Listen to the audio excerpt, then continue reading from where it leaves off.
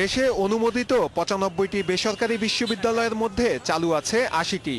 এগুলোর মধ্যে নিজস্ব স্থায়ী ক্যাম্পাস আছে মাত্র ১৬টির। বাকি ৬৪টি চলছে আবাসিক অথবা বাণিজ্যিক ভবন ভাড়া করে। এটি ওয়ার্ল্ড বিশ্ববিদ্যালয় ভবন। প্রথম দেখাতে শপিং মলও মনে হতে পারে। ২০০৩ সালে প্রতিষ্ঠিত হলেও এখন পর্যন্ত স্থায়ী ক্যাম্পাসে যায়নি এটি। আইন অমান্য করার কথা স্বীকার করে উপাচার্য দেখাচ্ছেন জমি নিয়ে জটিলতার অজুহাত। ঢাকা শহরে বা ঢাকার বাইরে অনেক জমি জমা আছে, যার ফাইলিং করতে হয় অনেক নিচ থেকে, যত প্রচুর সময়ের প্রয়োজন হয়, এবং ফাইলিংটা যদি করে না আনা হয় তাহলে থেকে অত্যন্ত ঝুঁকিপূর্ণ অবস্থায় কিন্তু আমরা নিপতিত হব।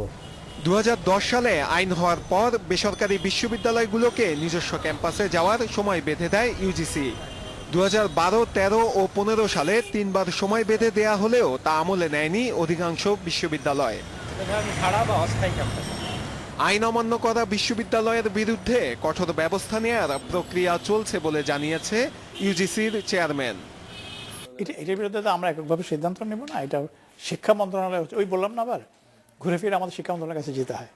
আমাদের ওই ক্ষমতা থাকলে আমরা কালকেই বলতাম যে অমুক সেশন থেকে আপনাদের ছাত্র বন্ধ, যেহেতু আপনারা এটা ব্যত্যয় করেছেন। চলতি মাসেই এসব বিশ্ববিদ্যালয়ে পরিদর্শক দল পাঠানো হবে বলে জানিয়েছেন ইউজিসির চেয়ারম্যান। নূরে আলম, ইন্ডিপেন্ডেন্ট নিউজ, ঢাকা।